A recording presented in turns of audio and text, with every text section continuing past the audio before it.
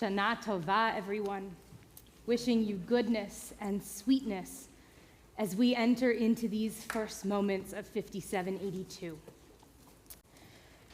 It's been a hard year, and while there has been brightness and joy, for many of us, there has also been heartache and struggle. Each of us met with different kinds of challenges, and tonight I wanted to share mine with you. My family is very, very close. My parents and brother and I have always been a team of 4 against the world, extending our foursome when my brother and I met the amazing people we married.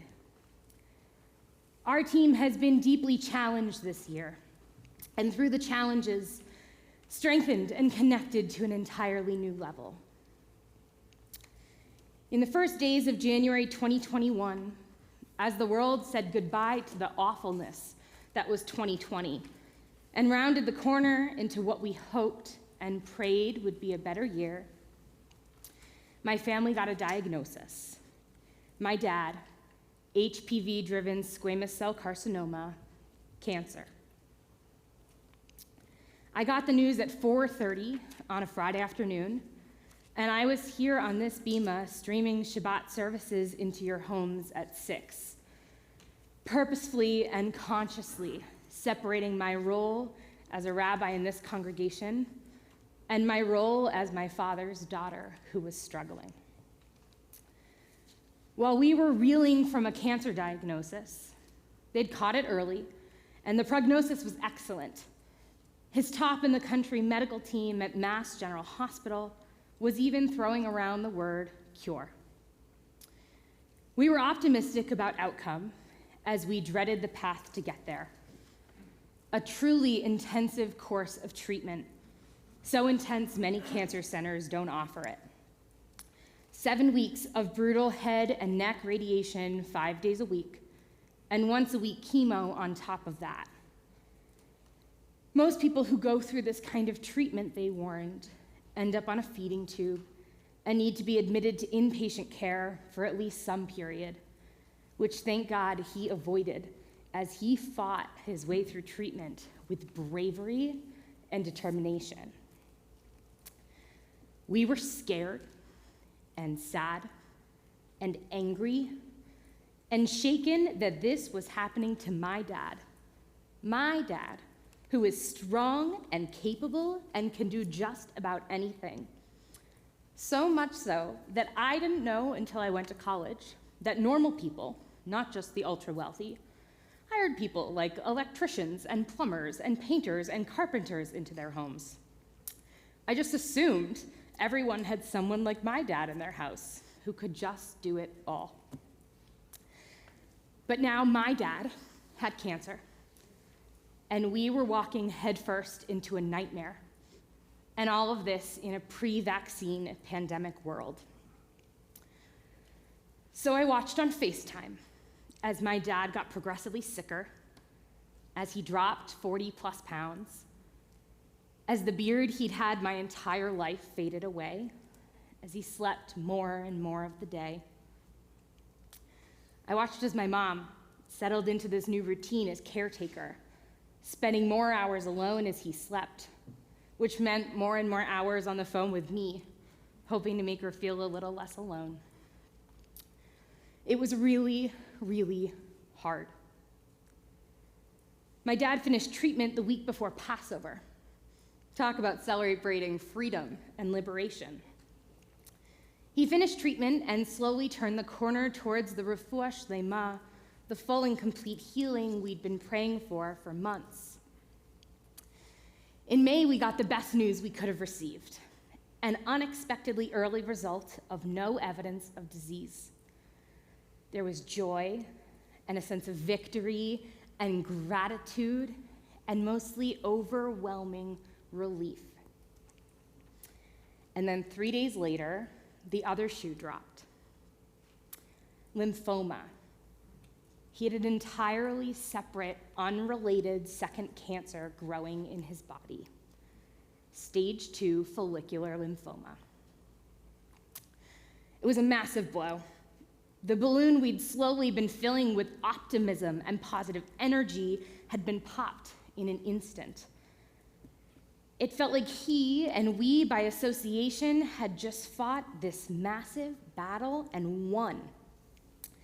We were beginning to put cancer behind us and look forward to what was next, only to hear that that wasn't the case. That wasn't our situation.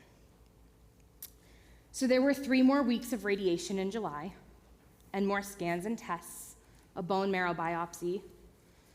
And there are more scans and tests in the weeks and months and years to come. A new normal of trying to embrace uncertainty as we continue to live our lives. There are many moments of the last 8+ months when my dad, who prides himself on his strength, whose identity is intimately entwined with being physically and intellectually and emotionally capable, has felt broken. And for our entire family, many moments when our souls have felt shattered, splintered, just broken. We all have things that make us feel broken. So how do we reconcile this? How can we be broken and okay? Can we still feel whole while cracking into pieces? How can we see ourselves as created in God's image when we are full of breaks? Moses knew about brokenness. Moses, we know, was a great leader of our people. Moses had the most bilateral relationship with God in our history. They communicated. Moses spoke to God, and God spoke back.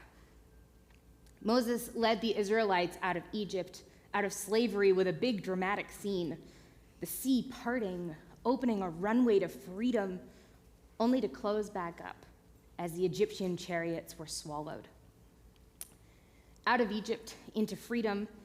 Surely, compared to slavery under Pharaoh, this freedom would be a magical wonderland. But that wonderland proved to be more of a wasteland. Our people wandering for years in the hot desert, generations dying out without having seen anything much better than what they'd known in Egypt. Moses went up to Mount Sinai to speak to God, and God gave Moses Shnei Luchot Edut, 2 tablets of testimony, of law, the 10 Commandments. They were Luchot Even Ketuvim Be'etzba Elohim, stones written with the finger of God. This was an incredible moment, one I'd imagine carried some relief for Moses. It was a sign of God's continued commitment to God's people, a reminder of why the Israelites had followed him out of Egypt, a promise of what was promised. But while Moses was on Mount Sinai, the people were restless, understandably.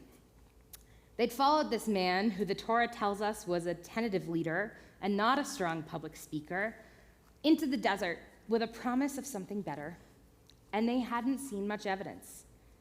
They were frustrated and lost, and those feelings bubbled and bubbled to the surface until they had really given up faith in God. They built a golden calf, an idol for worshiping that rejected God and God's centrality in their lives. So Moses came back down the mountain, carrying with him proof of God's commitment, carrying with him proof of his own legitimacy, only to find the people worshiping an idol. Imagine the heartbreak for Moses and the betrayal, the anger, maybe a feeling of his own failure. He'd begrudgingly left his life of luxury as an Egyptian priest to his prince to accept this role, to be God's mouthpiece and lead an entire people. And here, in this tipping point in his leadership, it all cracked into failure. And so when he saw what was happening, he threw the tablets out of his hands, vayishaber otam tachat hahar, and he broke them at the foot of the mountain. Vayishaber otam. Moses broke the tablets from God. We would think perhaps that this was a terrible thing Moses had done. He broke this incredible gift from God. But Jewish tradition isn't so clear.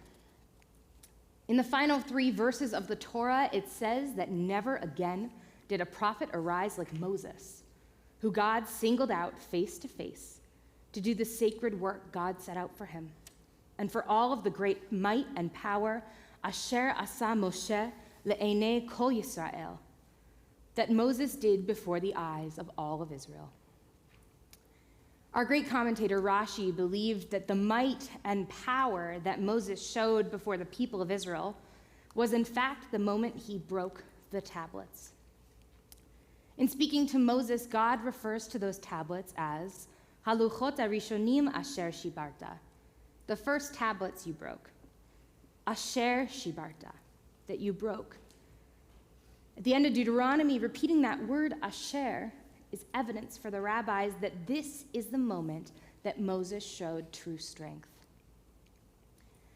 In the Talmud, Reish Lakish, a rabbi of 3rd century Palestine, says that this word asher is related to the word yasher, which we use in the phrase yasher koach, meaning good for you, good job, congratulations. Literally, may your strength be true. In our times, we say yasher koach after someone has an aliyah, saying the blessing over our Torah reading. We say it after someone delivers a powerful sermon or shares a significant insight.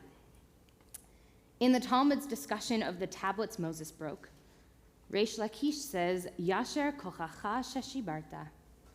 Good for you that you broke them. Good for you, Moses, that you broke the tablets. The Midrash builds on this praise of Moses for breaking the tablets. It says that God rewarded him, saying that those first tablets only contain the 10 commandments, whereas the second set of tablets, the replacement for those that had been broken, contained so much more with oral law and written law and midrash. It's only through Moses' act of breaking the first tablets that the richness of our tradition came to be. These broken tablets are not destroyed items to be disposed of. They stand for something, and from their brokenness, beautiful things arose. The broken tablets have value, so much so that the rabbis tell us that the broken tablets were housed in the ark, right beside the second set of intact, complete tablets. The broken sitting alongside the whole, both preserved in a place of honor and holiness. Just in the way that in this ark right behind me sits a Torah that is broken, a Torah that many of you have held and carried. It's missing half of its content, only what survived the undoubtedly long and winding journey we think through Holocaust and World War II that led it to us. This Torah is not kosher, and it is not whole. And yet here it sits in our ark in a place of honor. We look at brokenness as a problem, as a less than desirable condition. If you are broken in some way, you are less than. But our tradition says maybe this isn't so. Brokenness can be sacred and holy and worthy. Fundamentally, Judaism believes that each of us was created b'tselem Elohim, in God's image. Being created in God's image means each of us is created as sacred and special, and that we reflect the characteristics, the Spirit of God. And we don't lose our b'tselem Elohim status, our status of being created in God's image, when we feel broken. So if we are broken and we are created in God's image, then this must mean that God is somehow broken too. Time and again in the Torah, we have moments where we see that God is not perfect, that God is not infallible, including in this story with Moses and the broken tablets. If God were perfect and all-knowing, why would God be surprised by being abandoned by the Israelites in favor of the golden calf?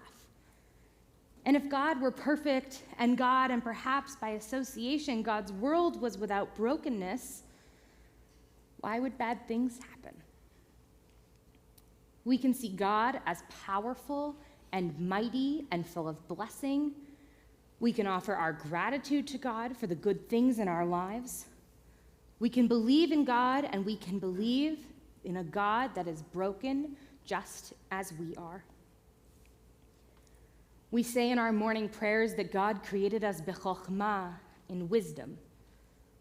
So much goes right in our bodies and minds to allow us to continue to live this life. We were absolutely created in wisdom, but we were not created in perfection. It's just not the goal. It's not who we are. As the great songwriter Leonard Cohen wrote, inspired by Judaism and specifically Kabbalah, there's a crack in everything. That's how the light gets in. My family was broken this year. But just over a week ago, as we gathered together in Exton, Pennsylvania for my brother's wedding, as my dad danced with his two sons, my brother and my husband, at the center of the hora on the dance floor, arms around each other's shoulders, gripping their tuxedo shirts to hold on to one another as they spun and spun in circles, what I saw wasn't brokenness. It was light. The immense, radiating, blinding light of blessing shining through the cracks. We are not less than, or less worthy, or less blessed by God because we are broken. And we are not even sacred in spite of our brokenness. We are sacred, and we are holy, and we are special, and we are created in the image of God with our cracks, and we are created in the image of God with our splinters, and we are created in the image of God with our brokenness.